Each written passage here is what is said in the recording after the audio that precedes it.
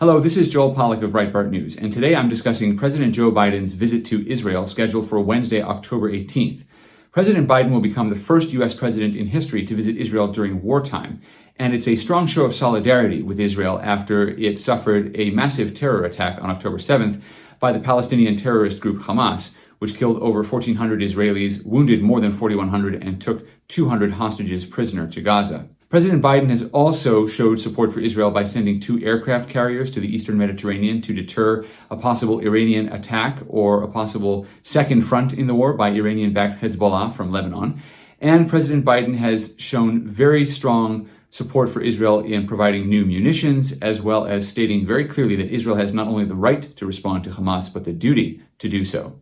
At the same time, many critics of President Biden are looking back over the last 2.5 years and arguing that his policies up until this point have led to this conflict. When President Biden came to office, he immediately took a pro-Palestinian stance. He restored hundreds of millions of dollars in spending that President Donald Trump had withheld for fear that the money would be spent on Palestinian terrorism.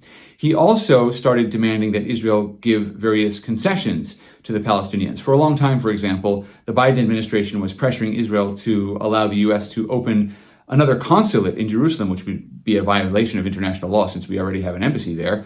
And he was doing that in deference to the Palestinians, but it would have divided Jerusalem and created a big diplomatic mess. That's the kind of pressure the Biden administration was imposing. In addition, President Biden tried to revive the nuclear deal with Iran.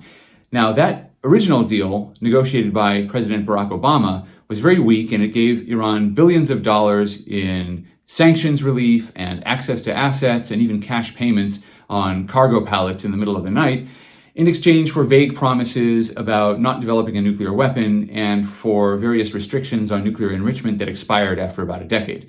President Trump pulled out of that deal. President Biden spent 2.5 years trying to get back into it to no avail, while Iran spent billions on terrorism and continued to enrich uranium toward a nuclear weapon. All of that added up to a perception that President Biden was weak, especially in the wake of the disastrous Afghanistan withdrawal. And so many are saying that Biden had sent all the signals that Israel and the United States had a weak alliance, and that the United States was retreating from the world, and that this was the moment for terrorists to strike. In addition, Israel and Saudi Arabia were getting close to a peace deal, which would normalize relations between Israel and much of the Arab world, continuing the process that President Trump began with the Abraham Accords. But President Biden was reported to be insisting on various concessions to the Palestinians.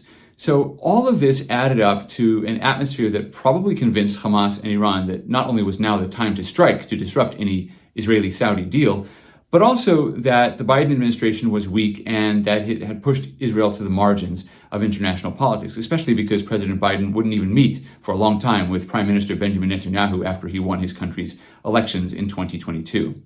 So that's how we got to where we are today. Now, President Biden has changed his approach. He has come out very strongly in support of Israel, completely different from the way he started his administration. But that's the context in which he is arriving in Israel on Wednesday, trying to make amends and trying to stand by an ally in her hour of need.